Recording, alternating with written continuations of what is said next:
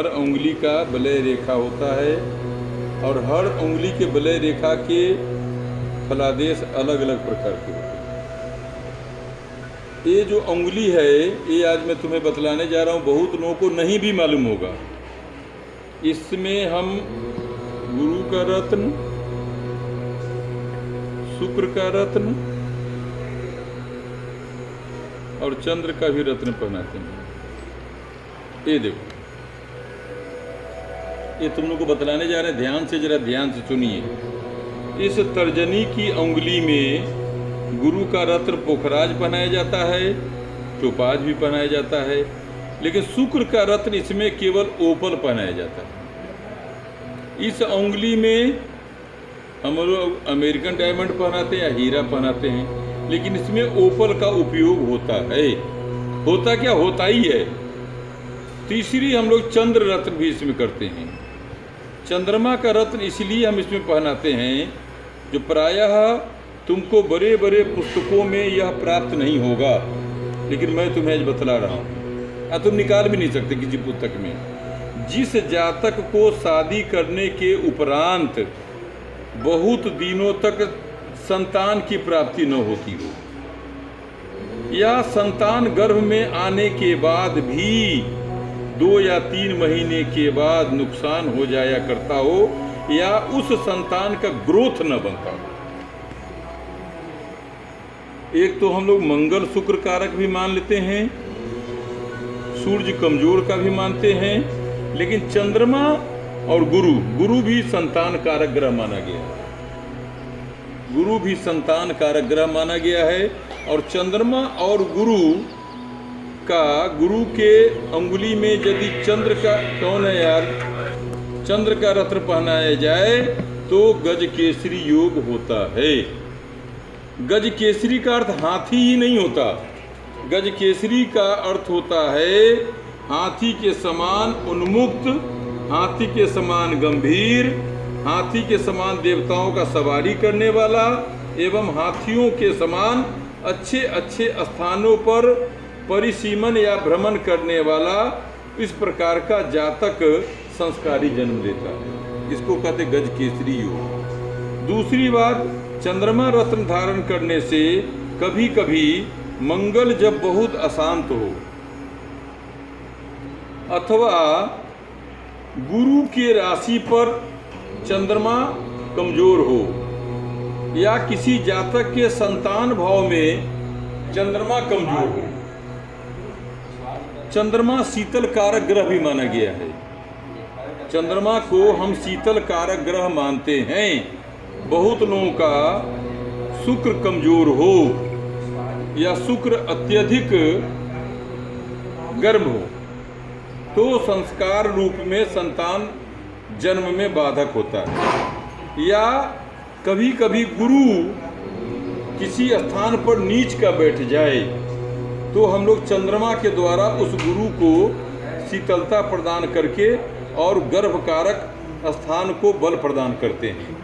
तो जिस जातक के जीवन में शादी के उपरांत बहुत दिनों तक बच्चों का सुख प्राप्त न हो, या बारंबार गर्भाधान होने के बाद भी संतान का नुकसान होता हो, बारंबार शिक्षा सुंदर प्राप्त होने के बाद भी शिक्षा के क्षेत्र में बल प्रदान न हो, गुरु सुंदर होने के बाद, शुक्र सुंदर होने के बाद भी आजीविका के क्षेत्र में, शिक्षा के क्षेत्र में, विवाह के क्षेत्र में, माता पिता के प्रेम के क्षेत्र में अथवा संतान उत्पत्ति के क्षेत्र में यदि क्लेश हो, क्यों कहे, ये तुम देखो, ये मेष राशि मंगल कारक स्थान है। मंगल गर्भ को भी नुकसान करता है। हमने तुमसे इसलिए कहा जो मंगल भी गर्भ को नुकसान करता है। तो चंद्रमा का रत्न पहनने से मंगल की भी शांति होती है। अब ये वृष राशि का पर्व माना गया, ये शुक्र का स्थान है, इसीलिए हम शुक्र का रत्न पहनाते हैं। यदि किसी जातक का शुक्र ठीक न हो तो चंद्रमा का रत्न पहनने से भी शुक्र अच्छा होता है, क्योंकि चंद्रमा और शुक्र दोनों आपस में शत्रु नहीं माने गए। अगर शुक्र अगर किसी भी जातक या जातिका का ठीक न हो तो चंद्रमा के द्वारा चंद्र रत्न के द्वारा उसे शांति प्रदान करके गर्भाधान संस्कार किया जाता है। तो मेष, वृष, मिथुन। अब बुध देखो, ये बुध का पर्व है।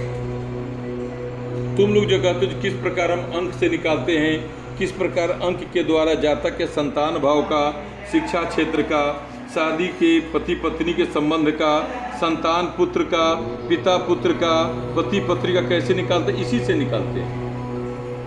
यदि तुमसे कोई प्रश्न पूछता है जो यहाँ मंगल का क्या करना है, तो यहाँ पर्व संख्या 1 मंगल का राशि, पर्व संख्या 2 शुक्र की राशि, पर्व संख्या 3 बुध की राशि।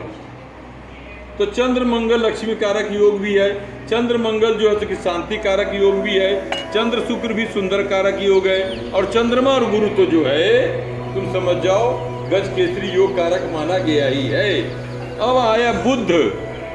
कभी कभी बुध क्या करता है, गुरु और बुध में डाइवर्ट जब होता है तो उसको बुध को शांत करने के लिए हम लोग चंद्रमा के रत्न का उपयोग करते हैं। इस प्रकार इस अंगुली में रोशनी छोड़ दीजिए हमारे स्वामी जी, इस अंगुली में चंद्रमा के रत्न मोती जो बसरा का हो, आजकल का मोती जो 100-125 वाला वो नहीं, बसरा का मोती हो या कोई सुंदर क्वालिटी का अगर मोती हो, अगर पति पत्नी के इस तर्जनी अंगुली में सोमवार के दिन स्वर्ण में जड़वा करके और अपने गुरु या चंद्रमा की पूजा करके रत्न धारण करवाने से सर्वार्थ सिद्ध योग की प्राप्ति होती है। ये ध्यान रखिए आप लोग। ये हम नहीं कहने जा रहे हैं जो कि चंद्रमा का रत्न धारण करने से ही संतान की प्राप्ति होती है, ऐसा शुभ कारक योग आता है। ये हमने व्याख्या करके भी बतलाया है। यदि बार बार गर्भाधान संस्कार होने के बाद भी नुकसान हो मंगल के द्वारा, उसमें भी चंद्रमा शीतलता प्रदान करता है। शुक्र के द्वारा यदि शुक्र रत्न कमजोर हो, पुरुष का विशेष करके, या थायराइड का भी हो, तो भी चंद्रमा उसको शांति प्रदान करता है। बुध यदि ऐसा हो फिर भी चंद्रमा बुध के द्वारा सुख प्रदान करता है। ऐसे जातक के जीवन में यदि इस प्रकार का क्लेश है तो सोने में 7 रत्ती से ऊपर मोती का रत्न धारण करने से पति पत्नी दोनों धारण करें, एक नहीं, अवश्य संतान की प्राप्ति होगी, शिक्षा के क्षेत्र में कार्य होगा, व्यापार के क्षेत्र में भी सुख शांति होती है, और पति पत्नी के आपसी सौहार्द में भी सुख शांति प्राप्त होती है। ये आया। अब बलय रेखा, शुक्र बलय रेखा के जातक ऐसे भी सर्वगुण संपन्न, विद्वान, अति गंभीर और लोगों का आदर सम्मान करने वाला, सुंदर लोगों के साथ संस्कार पूर्वक संगति करने वाला, और उच्च शिक्षा संस्थानों में उच्च स्थानों पर सुंदर प्राप्त करने वाला बलय रेखा होता है। क्योंकि इसमें मंगल का भी उपयोग है, शुक्र का भी उपयोग है, बुध का उपयोग है। गुरु बुध योग से जातक अत्यंत बुद्धिमान भी होता है, गंभीर भी होता है। क्यों? चंद्रमा बुध हो। शुक्र चंचल कारक है, लेकिन शुक्र भी कभी कभी ऐसे जातक को मेडिकल के क्षेत्र में, पर्यावरण के क्षेत्र में, या मंगल है तो सैनिक के क्षेत्र में, या पुलिस विभाग के क्षेत्र में, अन्य प्रकार के बहुत सारे क्षेत्रों का क्रियाकलाप यह बलय रेखा माना गया है। बलय रेखा का मतलब एक गुरु के ही संबंधी या गुरु से संबंधित स्थान को ही यह बलय रेखा प्राप्त नहीं कर पाता। इसमें मंगल भी सहयोगी है, शुक्र भी सहयोगी है, तो बुध भी सहयोगी है। इसलिए हम लोग चंद्रमा का कारक ग्रह, यदि चंद्रमा किसी भी प्रकार से जातक के जीवन में, जैसे ये रेखा है, यही रेखा गुरु चंद्रमा गज केसरी योग है। अब संतान कारक भाव में हम लोग देखेंगे तो जैसे मंगल में, तो मंगल यहाँ भी इसको स्पर्श कर रहा है, शुक्र यहाँ भी इसको स्पर्श कर रहा है, मंगल यहाँ से भी स्पर्श करता है, तो चंद्रमा यहाँ से भी इसको स्पर्श करता है। अनेक प्रकार के क्रियाओं को देखने के बाद इस स्थान के स्वामी को इस प्रकार का योग होता है। लेकिन ये जरूर है जो चंद्र का रत्न धारण करने से यदि जातक के जीवन में यदि पति पत्नी के बीच में आपसी सहिष्णुता की कमी हो, इस अंगुली में विशेष करके मैं बताता हूँ, ये हमारी प्रक्रिया अपनाई हुई है। यदि चंद्रमा का सुंदर रत्न अगर पति पत्नी पहने तो उनके जीवन में शांति प्रदान होती है।